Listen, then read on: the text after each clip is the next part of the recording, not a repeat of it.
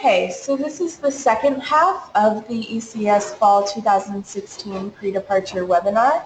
The first half covered the visa process for the long-term visa for the purpose of study in its entirety. So if you have questions about the visa process, you should refer to the first YouTube link. This webinar will be primarily just about the ECS program to give you some indication of what to expect on your first couple of days and also for the rest of the semester. So on Monday, September 5th, this is the official arrival day. If you want transportation provided for you from the airport to the dorm by us, by the ECS program, you need to arrive on September 5th. If you decide to come a couple of days early, that's completely okay. You can absolutely do that, but you'll have to get your own transportation to and from the airport that day. And if you need recommendations on a company to use to rent a car or to hire a car to get you to your accommodation or public transit, I can provide that to you. Just send me an email. Your first 2 days, Tuesday and Wednesday, will be orientation days. So these are the days you'll have a housing orientation if you're living at the Kamenskeho dorm. You'll have a welcome meeting with the ECS staff to learn about the program and to meet all of us. You'll also be obtaining your student ID card. So this is picture day, in case anybody cares.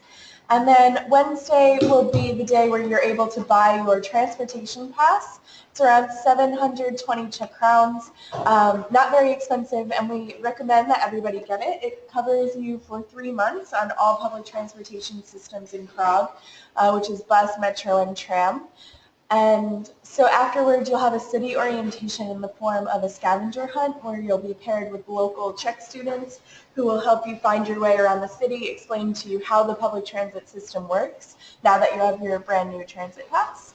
And then you'll end your scavenger hunt at a river cruise on the Vltava River where you'll have dinner with the rest of your ECS peers and the staff as well as the Czech students that were on the scavenger hunt. After this, the pre-semester Czech language and culture course begins. This is a 3-credit Czech language course, and it's required for all students. There's information about it specifically in the pre-departure guide. There's 2 course options, a graded course and a pass-fail option. So if you take the graded course, you'll be given a letter grade A through F. And if you take the pass-fail option, you'll just be given a pass or a fail. It's the only ECS class offered for pass-fail.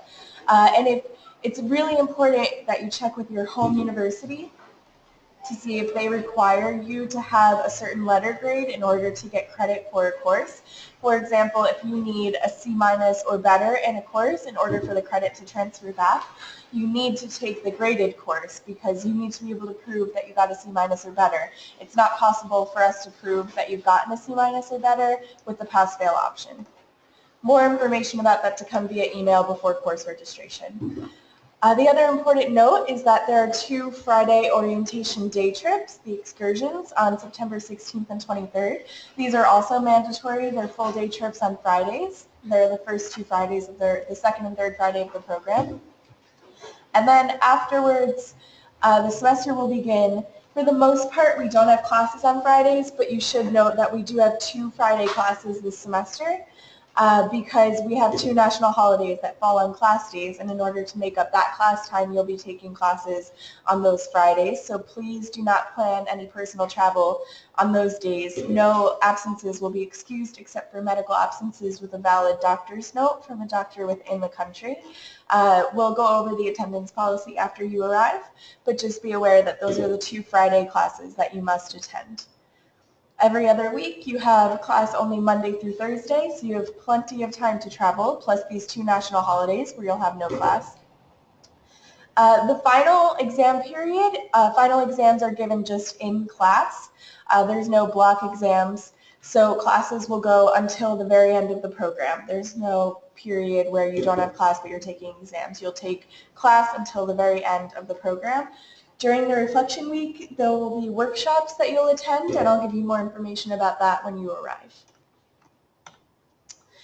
As far as course registration goes, course registration begins on Thursday, July 7th at midnight, and that's in Prague time, Central European time, which means that it begins at 6 p.m. on Wednesday, July 6th, on the east coast of the U.S., So check with your local time zone to see how far away you are from Prague time and then plan accordingly. Spaces in the courses are given on a first-come, first-served basis, and some students really do log on to the website right at midnight or their local time to sign up for courses, and some courses do fill up pretty quickly. So we encourage you to get online. If there's certain courses you really need or want to take, please be online when course registration begins.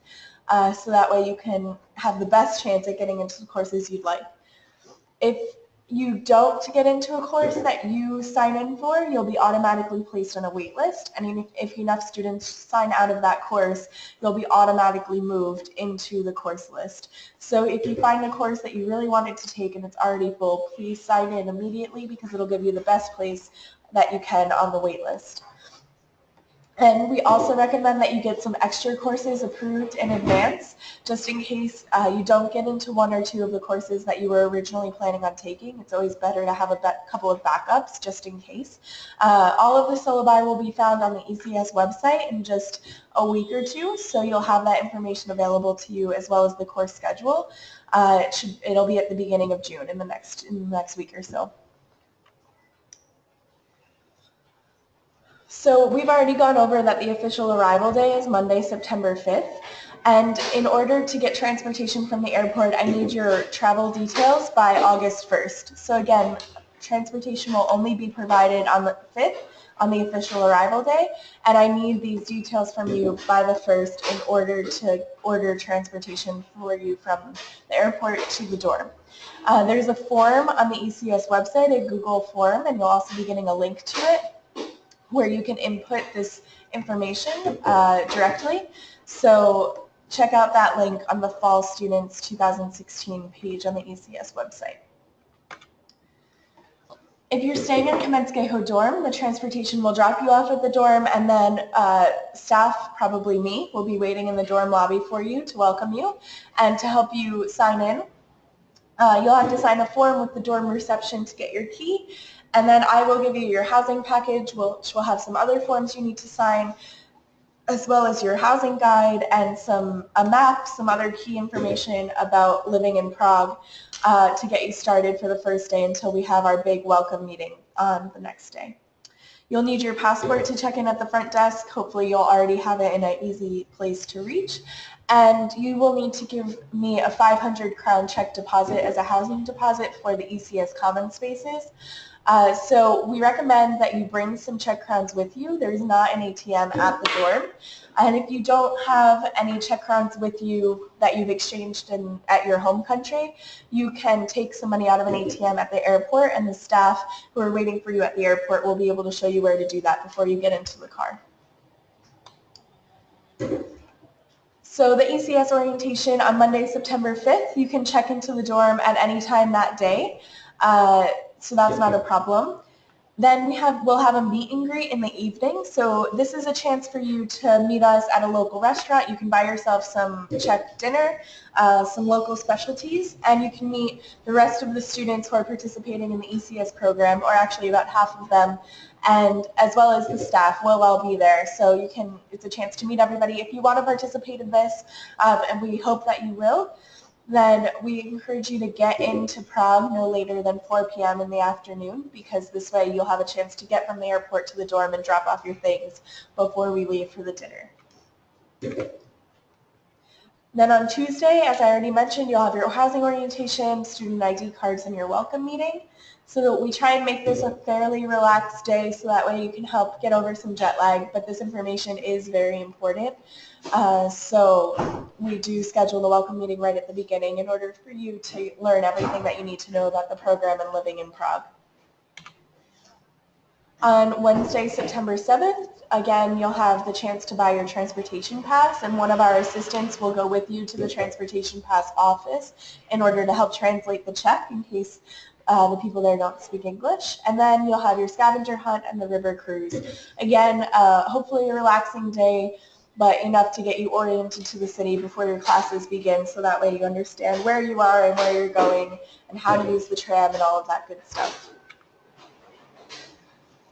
So as I mentioned, the Czech language and culture course will be that week from Thursday and Friday, and then Monday through Thursday for the next 2 weeks.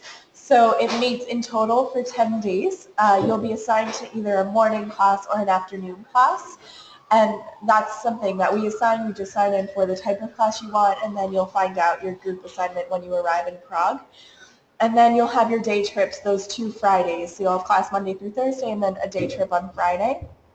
All of this is absolutely mandatory, so please keep that in mind if you're planning any independent travel in advance.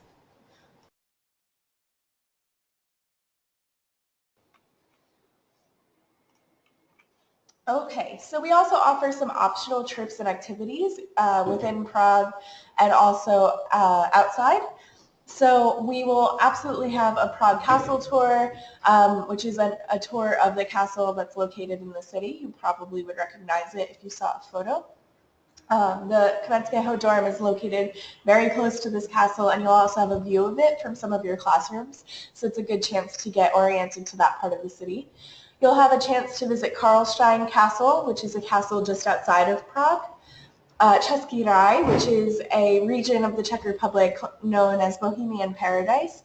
It's a really beautiful spot. That photo in the bottom right-hand corner of the screen is actually a photo of some of the rock formations in the region. It's a place where Czech fairy tales have been written about, very picturesque, so it's a full-day hiking trip in that region. We will offer some weekend trips. The locations are not yet settled, but you'll see them on the ECES website when they've been announced. In the past, we've gone to places like Krakow, Berlin, and Vienna, and we're hoping to plan a similar number of trips this year so that you have the opportunity to go on some weekend excursions as well as your independent travels if you choose to do that. We will offer a Thanksgiving dinner in November, so an American Thanksgiving dinner. I'm sorry to any Canadians that we have, but of course you are also welcome to join us for the one held in November. And this is a great tradition that we have in order to celebrate this American holiday with the ECS family, since we know it's hard to be away from home for such an important holiday. So that's always a really nice experience.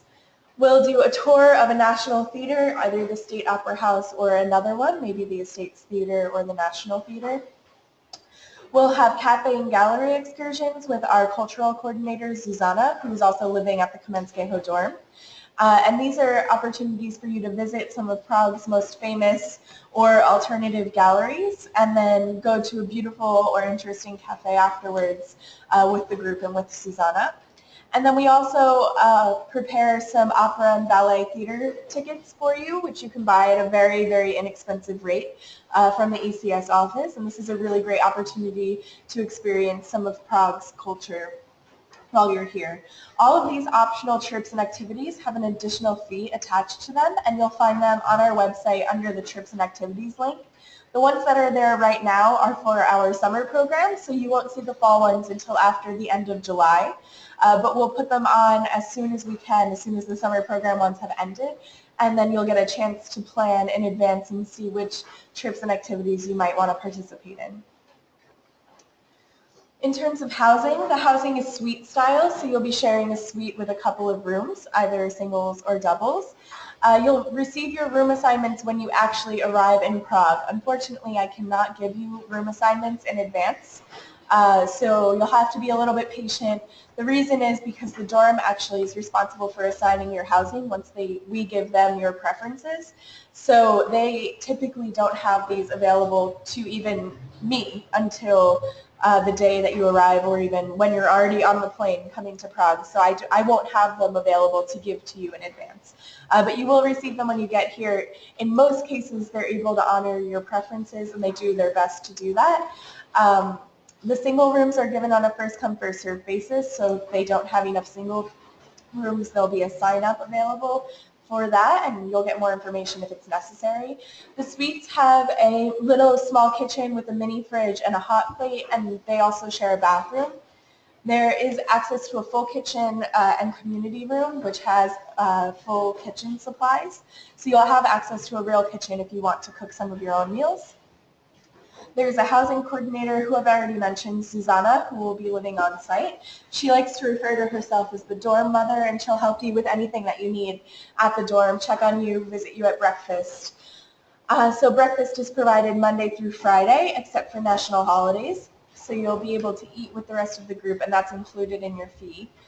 And the dorm address is here. It's the same one that's on the visa application form, but if you need mail sent to the dorm, you can do that. It'll be to this address and also your name and room number.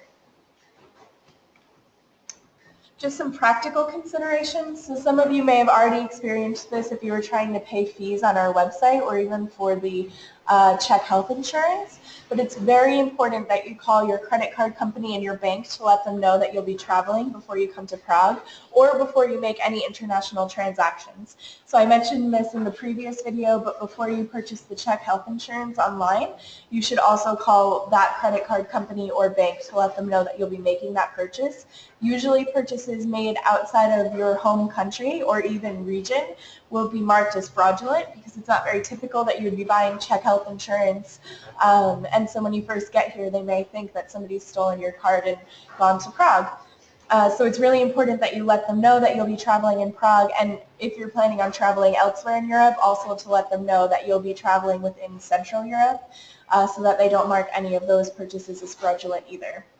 If your bank or credit card company does mark a purchase as fraudulent, more than likely they will actually turn off your card, cancel it, and you'll have to get a new one, which is really a big pain. It's very difficult to manage, and it's a lengthy process to manage from abroad because typically it requires them sending you one or some other complicated forms and processes. So I really encourage you to do this. Remember to buy European-style adapters for your electronics. So the shape of the plug in Europe is a little bit different than that of the US, so your plugs will not fit into the outlets here. The European plugs are 2 round pins instead of the long and thin ones that we have in the US. So you'll need to buy adapters for things like your phone charger, your laptop charger, your camera charger, all of that good stuff. Those things should convert voltage on their own.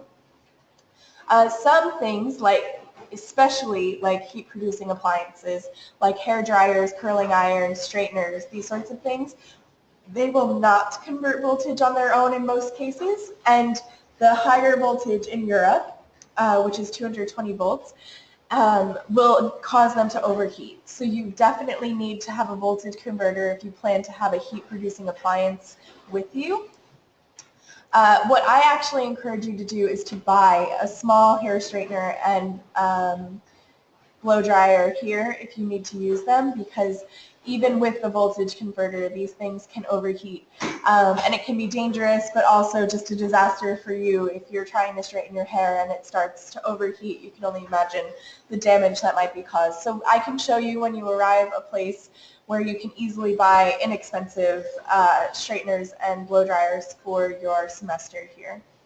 If you plan to travel to the UK at all, to England or Scotland, something like this, make sure that you also have a UK adapter. It'll be a little bit tricky here to find a US to UK adapter, so I encourage you to bring all of your adapters in advance, so that way you don't have to worry about it when you first arrive. It's just one less headache to have when you get here.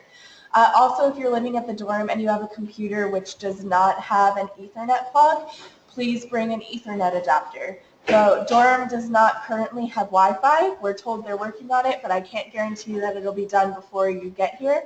And if you don't have an Ethernet adapter or plug for your computer, you won't be able to connect to internet. So please have that with you as well.